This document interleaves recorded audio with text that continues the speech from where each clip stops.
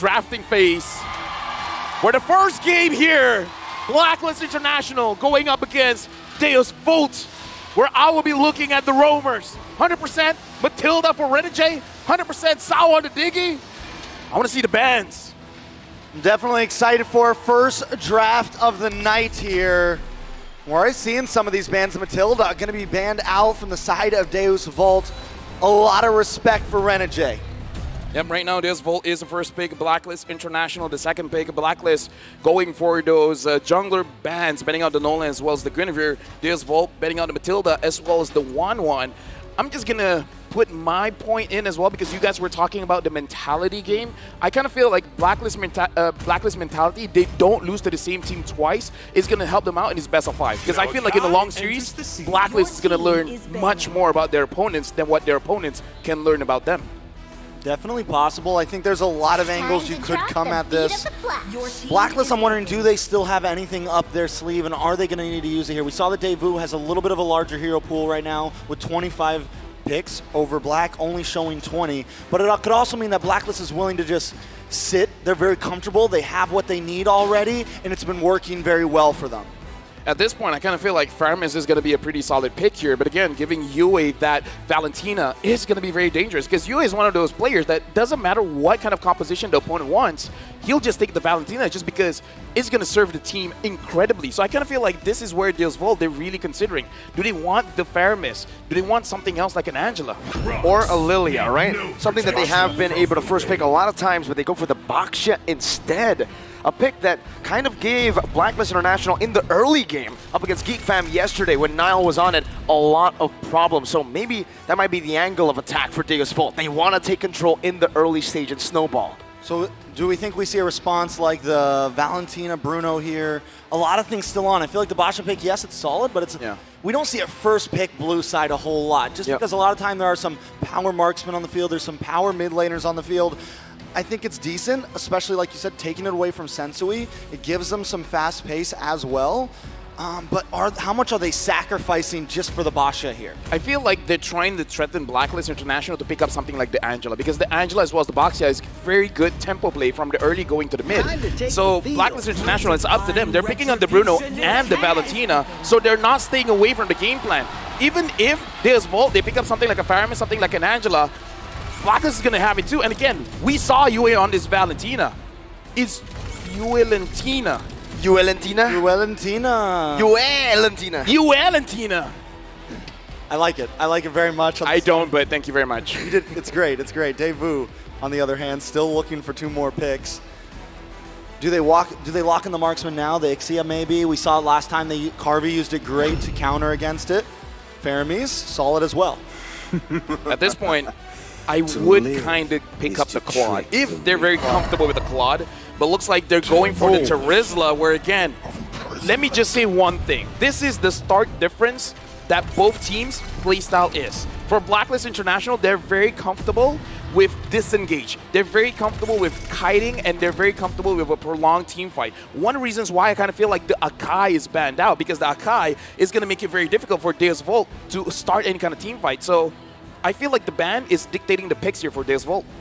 And right now for Blacklist International, right, this is the question now. For Deus Volt, they've already secured a basically trio mid and also that top side, a really strong side. Blacklist, it seems like the question, before I even asked it, was already answered. They want to compete in that trio mid division. They want to try to get neutral objectives as much as possible, and they need to facilitate that with giving a utility pick, a good one to last hit, like the Fredrid for Sensui. Yesterday we saw Akai's all throughout. Now it's taken away, so the Fredrid. What do you think about this choice, right? I mean, the Fredrin has fallen hard out of popularity, out of the prio list, and it hasn't really had the best of tournaments so far. I mean, Sensui has had a good Fredrin, though. Blacklist is one of the same teams that have had decent Fredrin games overall. They're one of the same teams right now that are like falling back to that regularly. Something important to point out, though, Renegade, the heel man, 100% win rate on the Raft right now, and I almost thought they were gonna slot that in before they slotted in the Fredrin. So at this point, I think something important for DEVU, with Renegade not picked up right now, they need to focus hard in that hero pool. I think maybe ban out the Raft here. They decide to go for the Lapu instead. Maybe not a whole lot of fear. I feel like it's because that's what Geek Fam tried to do against Blacklist, and it didn't work.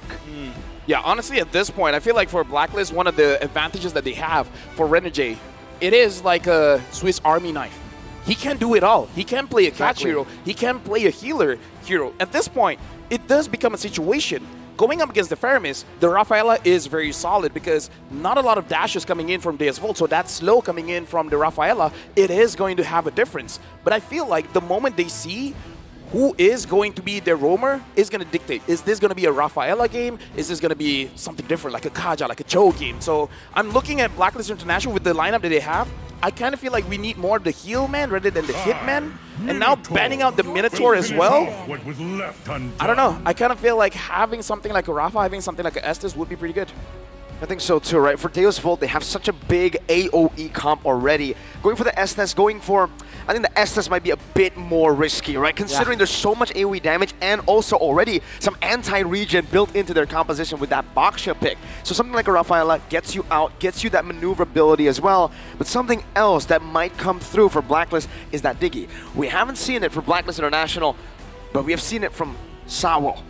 It might be also not just a pick that's great for Blacklist, but a good deny pick from Deus Vult. I think, yeah. And we know Blacklist has that in your kit. You mentioned the Swiss Army knife. I don't think it's anything completely out of their range. Do we jump into game one with that, though? Do we deny that immediately? DEVU didn't fall back to the Diggy pick until game 5 last night. And it makes me wonder, like, was that even a pick that they used a whole lot in the past? Was it even a pick that was very important to them? Or was it something that just started really kind of hitting fruition for them in the M series? Blacklist International on the gun now, looking for the first pick. I kind of feel like for that Diggy pick, it's the strongest when you don't expect it. Yeah. Right? Like, after 3 games, after 4 games, they're like, oh, Sawa's going to pick this, going to pick that, and then all of a sudden he picks a Diggy. He's like, how can we forget about the Diggy? Now the Paquito getting picked up here. You can hear a crowd. That's a signature pick for Agent Zero. Edward Balboa was his nickname at M3. And having this Paquito on their lineup, they have multiple ways to play the map. And since you talk about Diggy, let's talk about Diggy. Yeah, the master of time, hoot hoot, Sawo, has recorded 100% win rate with Diggy in 4 games. So 4 games with the Raf on Renegade, 100%. 4 games with the Diggy on Sawo, 100%. 100%. So total, quick maths, 8 games, 100%. Oh yeah, 200%. 8. Right? No. I mean, that's not how it works. I don't think that's how it works. I agree with you, Trex. But you also agree with Miracle. No, Mirko can go to the side. DEVU now, having the Brody as well as having the Angela here, a lot of protection. But I'm looking at the early to mid. The team has to move as a team to really contest for objectives here. You know, we saw a great game from DEVU the other day. The Sawo Carvey combo with the Harkard and the Bruno. This time it's going to be the Brody, but still, we know that combination is lethal. I kind of feel like for DEVU, it is going to be a matchup where you have to look at the rotations 1 minute 30 to the first 3 minutes. That's where we will see whether they can actually handle what Blacklist is going to do. And now the final pick here, now that they see the Brody as well as the Angela, quite a lot of good roamer picks for Renegade.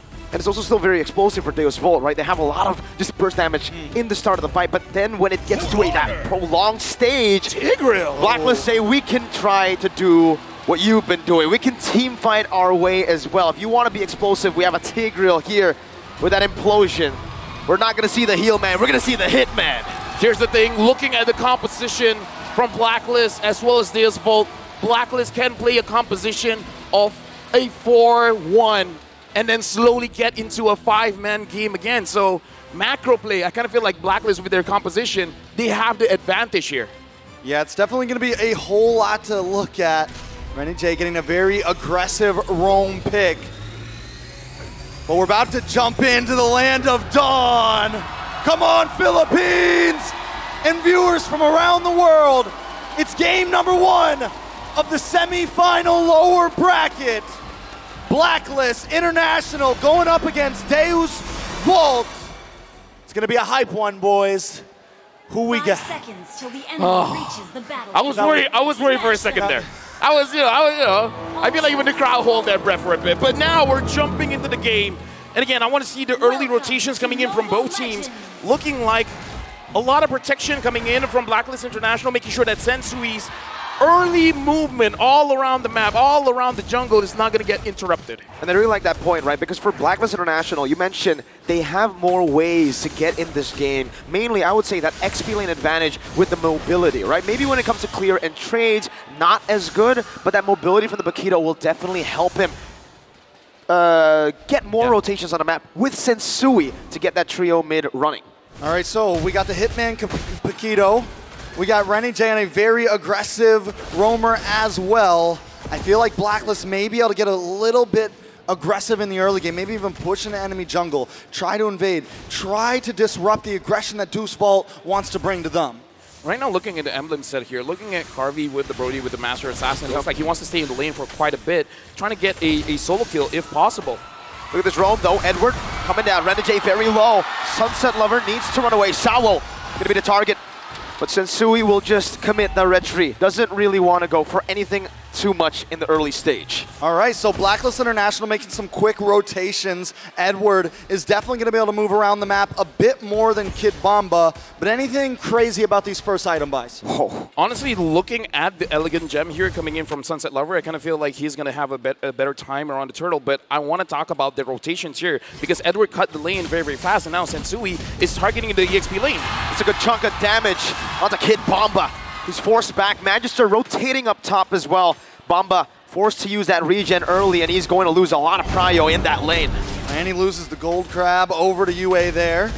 Turtle going to be up in just a few seconds. Rotation advantage utilized by Blacklist International. Now onto the Turtle, the first one of the game. Appraiser's Rat by Sensui to get the job done even faster. Edward in the back, knockout strike to zone them away, but now it's going to be Edward caught in a bad spot.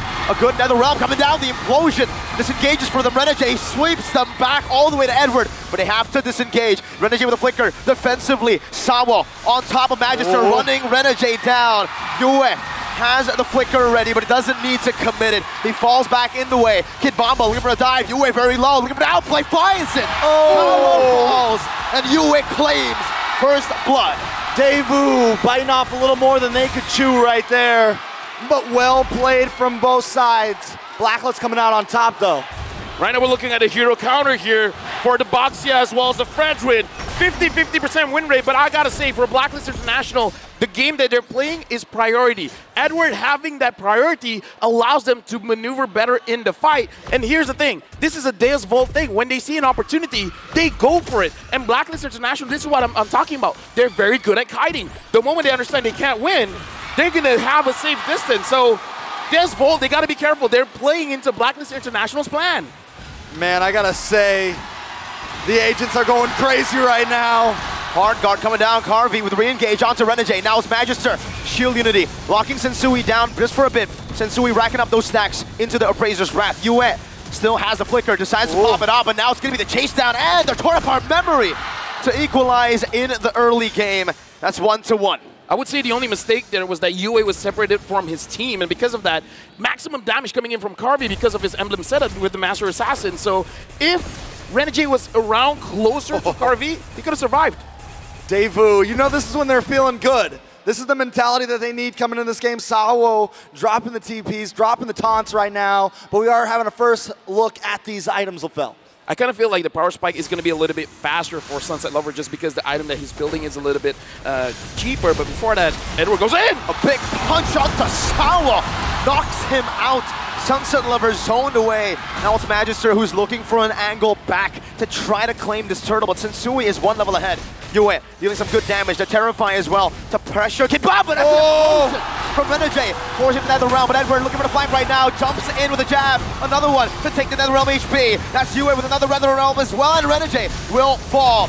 Deus Vult have won on this team fight. Appraiser's Wrath. Nice flicker from Kid Bomba with amazing flicker. Sensui disengaging. Now it's going to be Edward jumping out of Sunset Lover, finding the kill.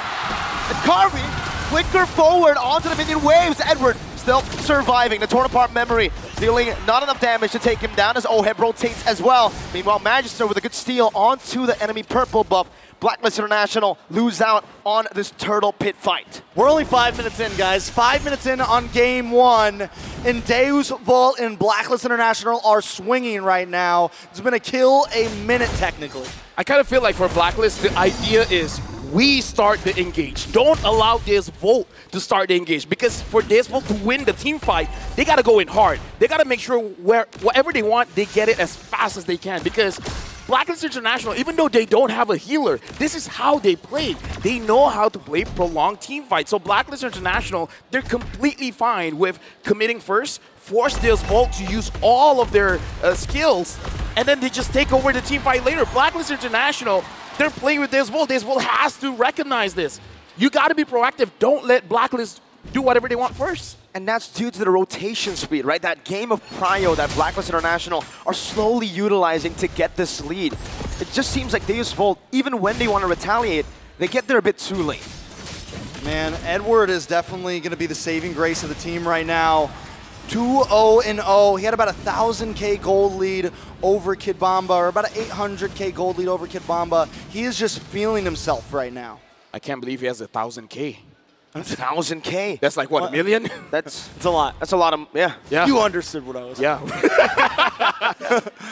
Nah, you know, analysts. Anyways, looking at the situation here, looks like Blacklist International, they are hovering around the turtle pit.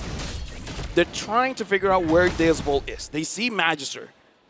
And I kind of feel like they should have an idea of where Sunset Lover as well as Carby is. They just confirmed it. They just confirmed it. So now, Blacklist International, they're waiting for a setup coming in from Renegade. Sensui has got an angle, a great one. The last hit, he jumps in all the way, but Magister is the one who picks it up. A bit of a miscalculation by Sensui as Carby dishes out some damage. Edward gonna be caught right now, flickers out, but will still fall to Kid Bomba. They needed that. They needed that kill on Edward. It was very important to slow him down. DEVU still behind, but keeping up overall. Implosion onto that top side, shoving him back as well. Another realm saves him just for a bit. Carby with a good stun onto Yue, but that's another realm stolen away. Torn apart memory gonna be used up, but not the right timing. Yue flickers out the safety, and just like that, both teams disengage once again. Sensui baiting. Let me just say, Sunset Lover is a lover. He's all around the map. Every single time someone gets picked off, quote-unquote picked off, he's there with the NetherRealm. The movement coming in, and especially because we looked at his emblem set, all about movement speed. He wants to make sure that he's a utility mid laner, but the thing is, now he has the Necklace of Durance. 2 more items, he becomes a damage dealer as well. Definitely very true. Stats starting to get evened out here. Taking a look at some of the items. Oheb's closing in on that Berserker's Fury. Once he gets that and he can start rotating around the map a bit, and there it is, it just locked in. Now we're going to start seeing some damage really start to unload from Oheb. That's the thing, right? For the power spikes, even though Oheb is gaining gold at a very good pace, Brody's going to hit his power spike a bit earlier. So Blacklist International need to be very careful about this mid-game power spike. They're already getting turrets across the board. Carby's doing the same, trading it up top. But Blacklist seems like they want to go for more. I don't know if Kid Bomba can defend this all alone, but he should be able to clear the waves up. Penalty zone onto the back. Magister flanking as well onto Renegade, but it's a good peel. Kid Bomba with a flicker. Implosion to save the team, but Oheb gets ran down. It's another realm a bit late by Yue as he stole it just earlier, but his NetherRealm HP is getting taken now. Renegade isolated from the rest of the team and should be taken down by the 4-man squad of DEVU. They get the turret though.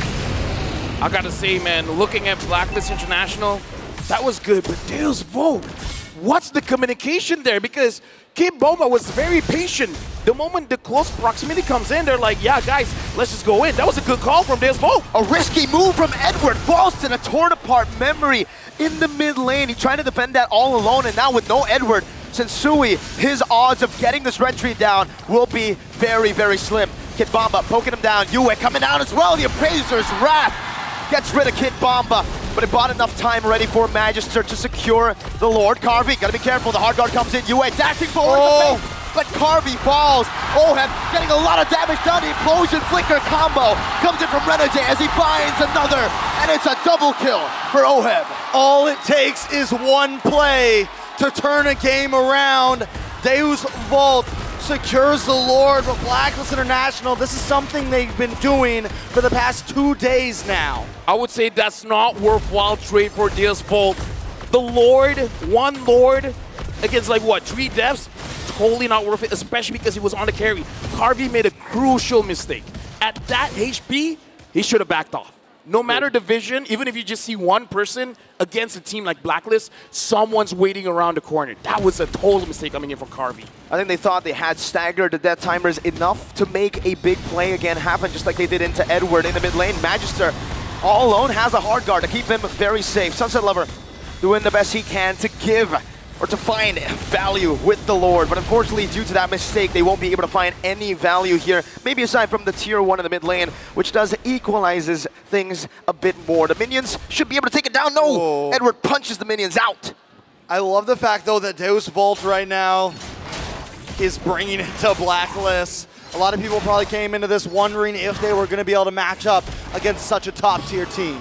Looking at the items here, a big game changer for Sao, having the Flash of the Oasis, as well as having the fleeting time, means that Deus Vult getting one kill is going to matter so much to them because they can prolong the team fight even longer. Having the Flash of the Oasis makes it so that for Deus Vult, honestly, if Sao goes into Magister or Kid Bomba, might benefit him more, and Carvey just tries to free hit. Opening up the map, Magister now going to be taunted down. The hard guard on him. It's not going to be used up just yet. Carvey as well finds those stacks. Now it's the time for the question, LaFell. My question. Deus Vult have more healing for long team fights, but Blacklist International have more damage for long team fights. So, who wins out in these long team fights? I would say Blacklist International have been playing this game for such a long time. I feel like the advantage is still on them, even though, like, on paper, looking at the draft, it should be Deus Vult. But you cannot, like, you can't explain the numbers of experience. I still think it's for Blacklist International. Yeah, definitely still the favorite, but honestly, it could turn at any moment. Carvey taking one death, still doing well. Also locked in the Malefic Roar.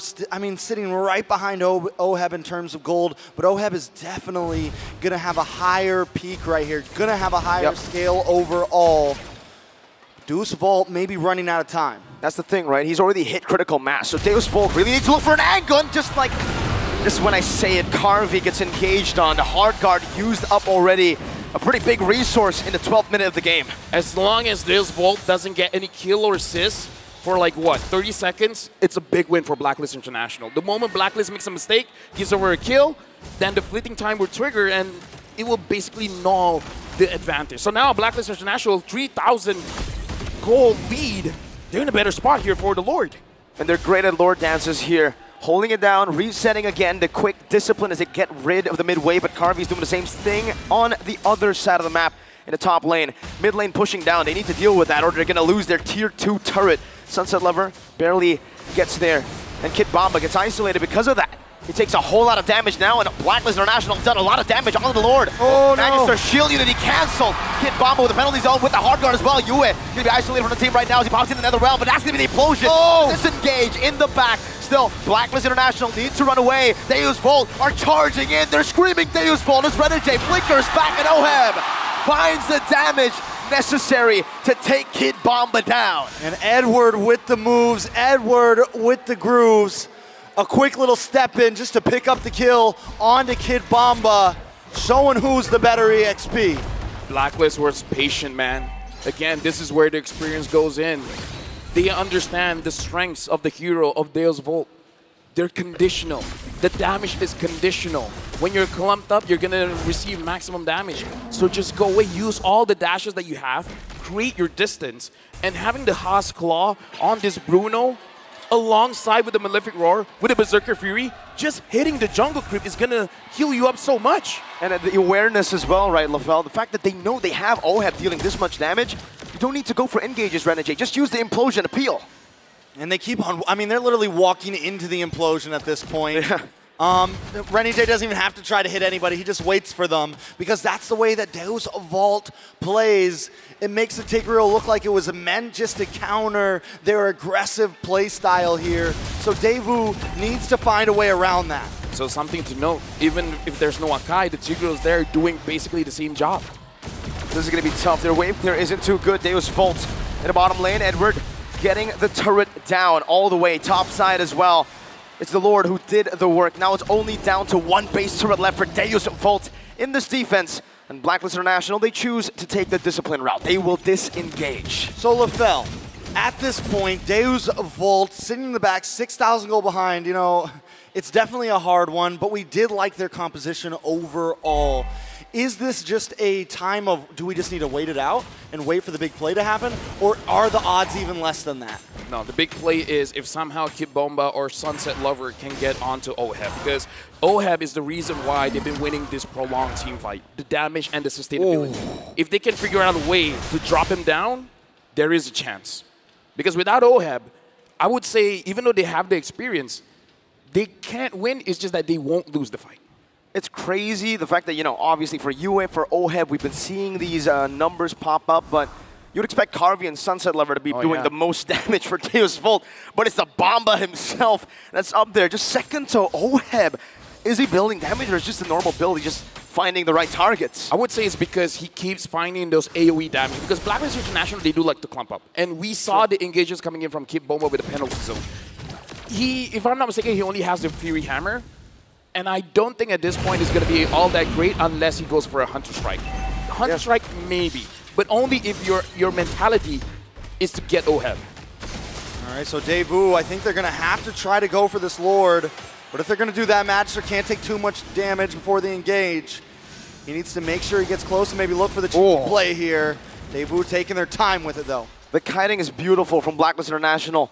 The Lord dance here has been phenomenal for Blacklist. Sensui's on it. UA doing some damage. Penalty zone. Then locks on the UA. It's on the memory coming down into the back line, but another round is going to be popped in. Renegade, Implosion, locking him down, but it's another round. Renegade going to be zoned away, and Sensui finds a massive Appraiser's Wrath to take it down. Edward loses immortality. UA very low, still able to survive. Carvey going to get the stun, but OHEB flickers forward.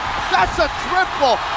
UA steals it away, and now it's just Sunset Lover all alone in his base. He's done it before. Can he do it again? The agents are on fire. A valiant effort from Deus Volt, but Blacklist are closing in. He won't be able to. 1 second on Sunset Lover against 5 members, 5 agents who stay targeted down the base. Game number 1. Blacklist International strikes first.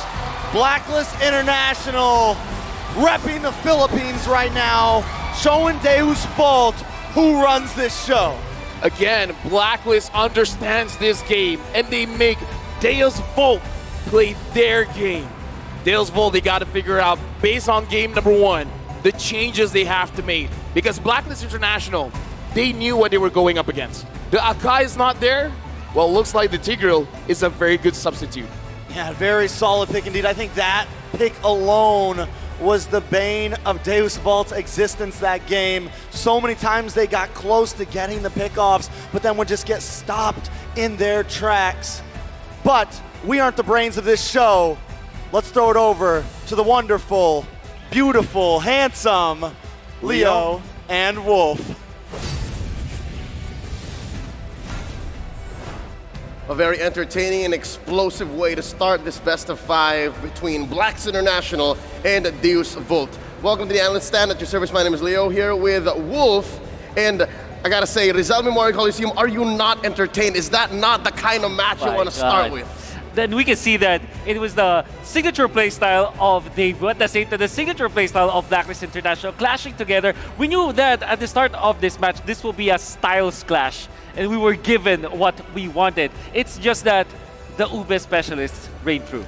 And was it not just yesterday, less than 24 hours ago, that Blacklist International had to deal with a very aggressive team in Geek Fam who owned the better part of the 8 and 9 minute mark, and then that's when Blacklist had to figure it out. Here, they were coming in, cocked and loaded. They were ready to face off against a team that was so ready to fight. Again, Davai Gaming at its best.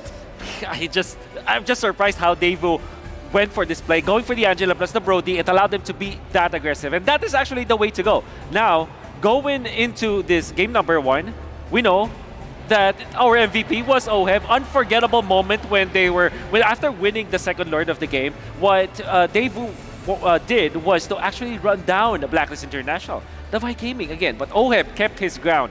He was able to punish Magister, the backshot that was chasing them. And many times in this game, OHEB's positioning allowed them to punish DEVU when DEVU wanted to push for more kills. It's all about that way. And OHEB, he dealt so much damage in that regard. You'll see here in the highlights as we run through them, the moments in this game where OHEB showed that his Bruno was very much capable of dealing with Deus Volt's very aggressive forward front-to-front lineup. There was a part in the broadcast where our English desk, they asked, hey, between the styles of the lineups and the play style of DEVU and Blacklist, who would win come the late game? I think the answer was clear. As long as OHEB continued playing this way, his auto attacks would trump all of the ults. Yeah. Let the record show that Mr. Leo actually copied how the Bruno did it, how OHEB did it. All right. He can bounce. He can bounce. And by the way, I want to say that Renegade played so well in this game. I mean, come on. I have already posted so much about Renegade, and people might think that we are biased, but look at him in this game. Was able to save his teammates so many times. I think that this was a unique way of utilizing the implosion. This is a defensive implosion. All of the usages, maybe 9 out of 10 times that Renegade used the implosion was for defense. Watch out for OHEB, the way that he was able to punish the overextension coming out from DEVU, and then another one as for some reason, the members of Blacklist International just survived through. And this is mainly because of the flicker usages, the battle spell usages, as well as the immortalities. In this particular game, all of the particular clash, I mean, all of the resources were in favor of Blacklist International. In fact, they had the battle spells, they have the ultimates, they have the immortality, and they have the better positioning, as well as the better items. I think that was when you already know that when it comes to the late game, Blacklist are masters of it. That's right. We'll get deeper into the builds in just a bit. You want to know exactly what's keeping that Tigreal as tough as it was? Look at Renegade. All right. That's what you got to build, folks. And as well, I like the touch on the concussive blast. It helps clear waves faster. Exactly. For you to be able to reposition and then allow for a game to end at a reasonable pace. That's right. And we know for sure that the Wilderness Blessing also plays very big part in this particular playstyle of Renegade. You saw he's able to get into the position faster when it comes to punishing, more so than when it is them trying to start the fights. Because, again, why would you try to start the fight as Blacklist International? You're facing the Vi Gaming. Let them come to you, counter it with Implosion. And the exact term that we use is the turn. They are turn specialists. That's and right. because of that, Edward's able to flank. A lot of the entries from Agent Zero came in from post-engage, coming in from when he was clearing top and then going through mid and joining the fight later on. Looking at the items here, again, I think the Radiant Armor came into play, which acted like a baby Guardian helmet, wherein he would conceal away, flicker away, and then come back with just this much health, enough to survive and then fight again. Yeah, and obviously Edward picking up the Windtalker eventually to finish the game. That is not part of his build. Don't copy that. Not because you see Edward utilize the Windtalker on the Pakito, it means that you would use it. That was used to end the game. By the way, Kid Bomba, I would say that this is the game that he might be comfortable in playing, but at the same time he was countered as well. You can see the Blacklist International, the way that they drafted this, they let the Faramis through and then take the signature Valentina. Then eventually they went in for the tank build with the Fredrin as well as this Tigreal to kind of man the front lines. It's a very well put out draft composition from Blacklist International. And also looking at, again, the highlight player from pre-series. Before we even began, we put a spotlight onto the mid lane Magician Yue, dealing a lot of damage. If you dealt more damage as a Valentina compared to Sunset Lover on the Faramis, wherein you're fighting the Ube, again, clumped up heroes, that is a dream come true for a Faramis.